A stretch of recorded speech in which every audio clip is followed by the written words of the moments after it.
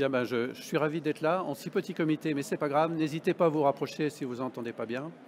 Mais bon, je suis très heureux de vous faire cette présentation. Alors, je vais la faire en français. L'affichage se fait en anglais et puis on joue comme ça. Bien, d'abord, pour me présenter, je suis Hubert Duhaut, responsable de programme cybersécurité à INRIA. Mon adjoint Rodrigue Germani est ici. Et l'INRIA, c'est l'Institut national de recherche en sciences et technologies du numérique, l'un des organismes nationaux de recherche en France sur le domaine du numérique. Et donc, afin de tenter de répondre à la question thème de mon intervention, comment innover en renforçant la collaboration entre la recherche académique et les entreprises, je vais d'abord vous présenter, comme il a été rappelé tout à l'heure, la politique développée pour le soutien au développement de la filière de la cybersécurité dans le cadre de la stratégie nationale pour la cybersécurité. Et j'assurerai un focus plus spécifique sur les actions qui sont développées pour assurer le renforcement des collaborations entre la recherche et les entreprises. Alors, la stratégie nationale pour la cybersécurité, comme on l'a rappelé tout à l'heure, a été annoncée en 2021 par le président de la République, M. Macron. Les enjeux qu'elle rencontre sont de trois types. D'abord, les enjeux économiques, bien sûr, de développer le marché de la cybersécurité en France et en Europe, de fournir des financements au développement des entreprises, notamment ce qu'on appelle les scale-up, d'assurer un travail sur la normalisation et la régulation du domaine de la cybersécurité et de soutenir le développement des European National Competence Centers. Le deuxième enjeu, c'est un enjeu sociétal, ou plusieurs enjeux sociétaux, avec bien sûr l'omniprésence des outils informatiques dans la vie quotidienne, dans la vie professionnelle. La cybersécurité est devenue un enjeu sociétal majeur. Les enjeux de la confiance numérique sont primordiaux dans une société connectée et il est important justement que l'État participe à l'accompagnement des communautés ou des populations de façon à favoriser pour elles l'accessibilité aux services de cybersécurité et un support pour le déploiement justement des différents outils.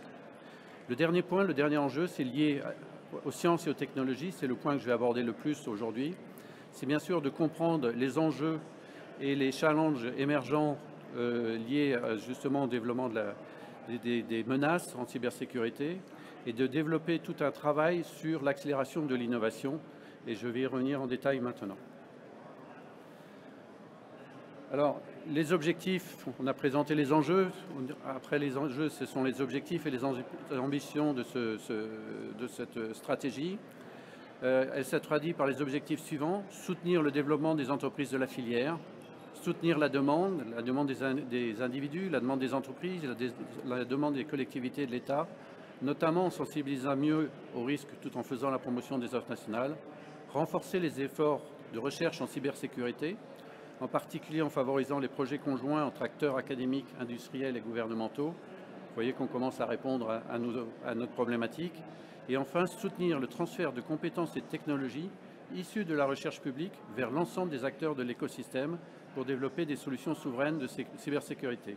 Et bien sûr, quand on a des objectifs, ça se traduit par un certain nombre d'objectifs chiffrés, comme la multiplication du chiffre d'affaires des entreprises du secteur, avec un objectif de passer de 7 ou 8 millions à plus de 25, sachant qu'on rappelle que le marché mondial, c'est plus de 200 milliards de dollars, et encore ce chiffre n'est pas actualisé, de multiplier le nombre d'emplois dans le secteur par 2 et de participer à la montée en puissance et au développement de ce qu'on appelle notamment des licornes en France.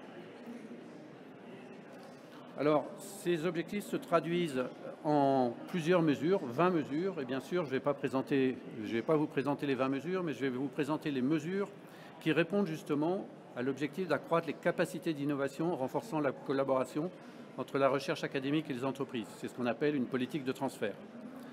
Les enjeux du transfert sont bien entendu étroitement liés à ceux de la recherche, donc c'est le premier point, Fundamental Research. Celle-ci vise à l'exploration et à l'acquisition de connaissances nouvelles, et c'est l'objet du PEPR, Programme d'équipement prioritaire de recherche cybersécurité, que je vais vous présenter tout à l'heure.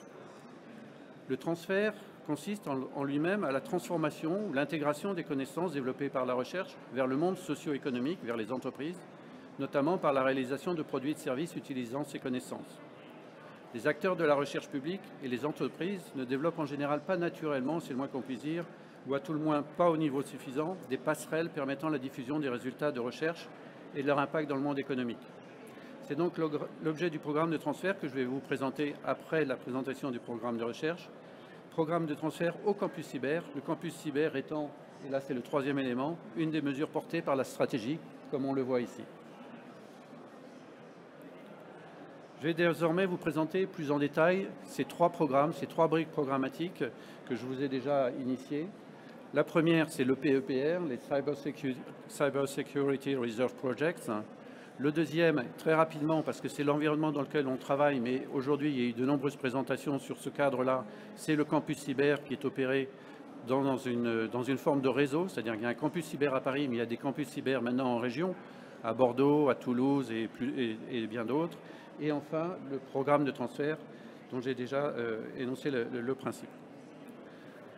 Un petit rappel quand même sur l'importance de la communauté de recherche en France, avec cette représentation si j'appuie sur le bouton, ça serait mieux, avec cette cartographie qui montre les principaux centres de compétences dans la cybersécurité, avec bien entendu l'Île-de-France avec Paris et Paris-Saclay, mais aussi le pôle rennais, le pôle de l'Est, du côté de Nancy, et un gros pôle sur Grenoble. Mais ce n'est pas tout, bien sûr. Cette carte représente l'ensemble des équipes académiques, des universités, des centres, des organismes nationaux de recherche qui participent au programme au PEPR, cybersécurité, et vous voyez qu'elles sont bien réparties sur l'ensemble de la France. Au total, c'est une communauté de plus de 1000 chercheurs permanents. Quand je dis permanents, c'est hors doctorants et postdoctorants, avec des organisations nationales de recherche comme le CEA, le CNRS et bien sûr INRIA, des universités et des écoles d'ingénieurs, toutes travaillant dans un esprit de communauté réaffirmé, notamment dans la dynamique du PEPR, sur tous les aspects de la cybersécurité, depuis la sécurité des systèmes informatiques, les différents éléments liés à la cryptologie, l'encryptage, les preuves formelles, tout ce qui est lié aux vulnérabilités, etc. Maintenant, le détail, comme je vous l'ai annoncé, du Cyber Security Research Programme, dont l'acronyme est le PEPR. Ce sont 10 sujets de recherche fondamentale répondant à des enjeux sociétaux qui ont été définis avec, j'allais dire, un budget global de 65 millions d'euros pour l'ensemble de ces projets. L'objectif de ce programme, c'est de développer une recherche et une expertise de haut niveau. Sa construction, c'est assez original, a fait l'objet d'un mode de déploiement pour le monde académique français assez particulier, faisant une large place à une démarche collaborative, collective, impliquant l'ensemble de la communauté académique, tant pour la définition des enjeux et des objectifs, la structuration de la stratégie, que la définition des projets pour les atteindre. In fine, il mobilise plus d'une vingtaine d'universités et de grandes écoles, et les ONR, CEA, CNRS, INRIA, que je vous ai présenté, qui en assurent le pilotage, représentant au total 300 chercheurs et chercheuses permanents et bientôt près de 200 doctorants et postdoctorants. Donc si vous êtes dans ce domaine-là et que vous êtes intéressé pour participer à des projets de grande ampleur, nous sommes en train de recruter ces 200 doctorants et postdoctorants à travers les responsables de projets que je vais vous présenter maintenant. Ce PEPR permet donc de structurer des communautés de recherche, notamment pour lancer des défis scientifiques, obtenir des avancées scientifiques et faire émerger des technologies de rupture bénéficiant à l'ensemble des acteurs français de la filière. Son objectif, malgré tout, est de développer les connaissances scientifiques permettant à terme, par le transfert, de produire des produits et services de sécurité souverains. Alors, je vais balayer 9 des 10 projets aujourd'hui.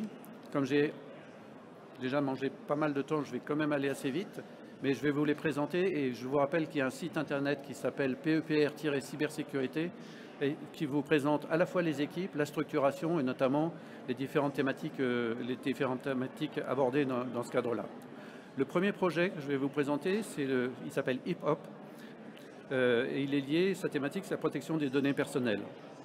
Il est piloté par un ingénieur de INRIA qui s'appelle Vincent Roca, qui est très connu dans le monde de la privacy, et Antoine Boutet de l'INSA Lyon.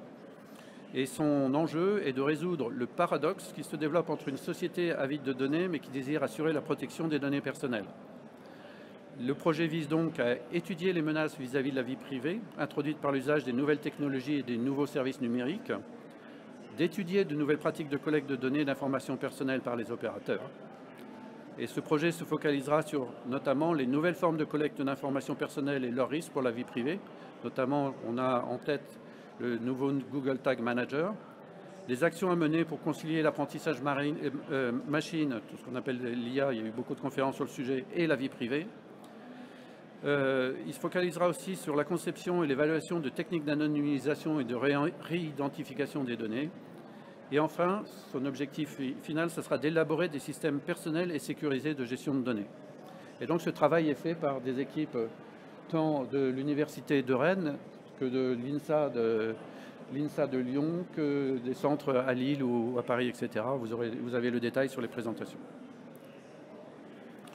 Le deuxième projet, c'est Secure Compute, qui est piloté par David Poincheval, qui est un ingénieur de Normal Sup et rattaché au CNRS, qui est très connu dans le monde de la cryptologie, même si le leadership est porté par l'Université Paris Sciences et Lettres.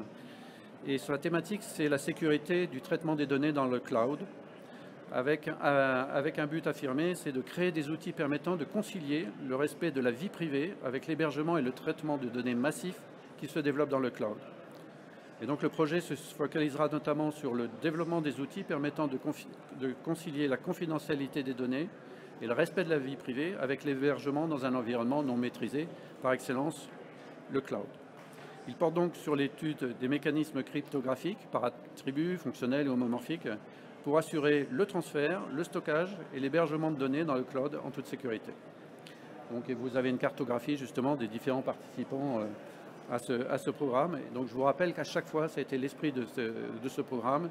Chaque projet est porté non pas par une équipe, mais par plusieurs équipes, des labos, des universités. On est allé chercher les meilleurs dans leur domaine pour créer justement les work packages de ces projets. Troisième projet, SVP, dont la thématique est la vérification de protocoles de sécurité. Il est piloté par Stéphanie Delaune, ingénieure du CNRS, qui est à l'IRISA à Rennes. Et donc ce projet vise à proposer des techniques et des outils permettant d'apporter au protocole cryptographique des garanties de sécurité et à répondre à la vérification de propriétés comme l'anonymat et la non-traçabilité. Donc ce projet se focalisera notamment sur l'analyse des protocoles déployés ou en cours de déploiement au niveau de leur spécification et de leur implémentation. L'enjeu est là de créer encore des outils. Vraiment, on est dans une recherche fondamentale, mais avec des orientations applicatives clairement définies, permettant la mise en place de solutions dont la sécurité ne sera plus remise en question de manière cyclique. Vous savez que c'est la problématique des protocoles qu'il faut revérifier, qu'il faut retester et corriger régulièrement. Il repose notamment sur des travaux en matière d'analyse formelle, d'analyse de protocoles complexes et bien sûr de tout ce qui est preuve de sécurité. Le projet suivant, il s'appelle DEFMAL, pour Défense contre les programmes malveillants. Il est piloté par Jean-Yves Marion du CNRS au sein de l'Université de Lorraine. Et ce projet vise à développer des méthodes scientifiques et à faire naître des nouvelles technologies pour anticiper, analyser et prédire les attaques par les programmes malveillants en analysant les programmes et les systèmes compromis. Donc ces objectifs sont de comprendre les menaces, notamment par un travail de rétro-ingénierie, de créer de nouvelles approches de détection de programmes malveillants et enfin de développer des outils d'analyse forensique. Projet suivant, Supervise. Alors là, on change complètement de domaine, on rentre dans le domaine de la supervision et de l'orchestration de sécurité. L'objectif, alors ce projet il est piloté par Ludovic May de l'INRIA et conjointement avec Hervé Debar de l'Institut Mines Télécom. Et donc vous voyez, les équipes sont majoritairement soit en Bretagne, soit sur Grenoble et sur la Lorraine.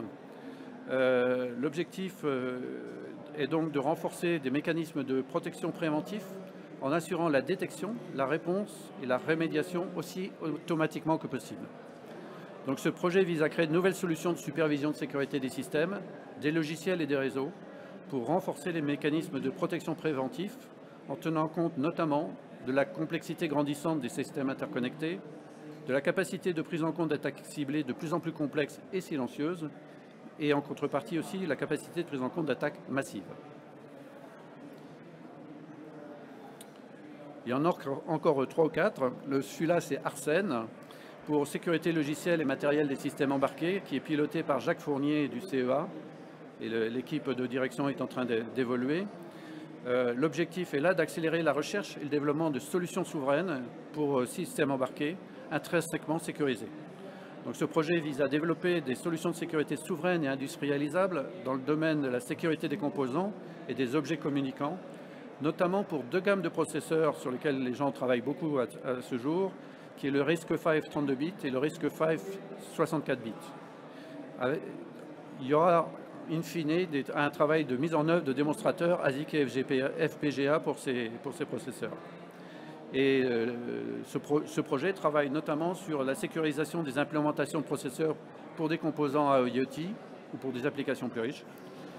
Il travaille aussi sur l'intégration sécurisée des processeurs au sein de systèmes sur puces embarquant des éléments en mémoire ou cryptographiques, système on a chip, et les outils logiciels pour l'annotation dynamique de code et pour la génération de code sécurisé.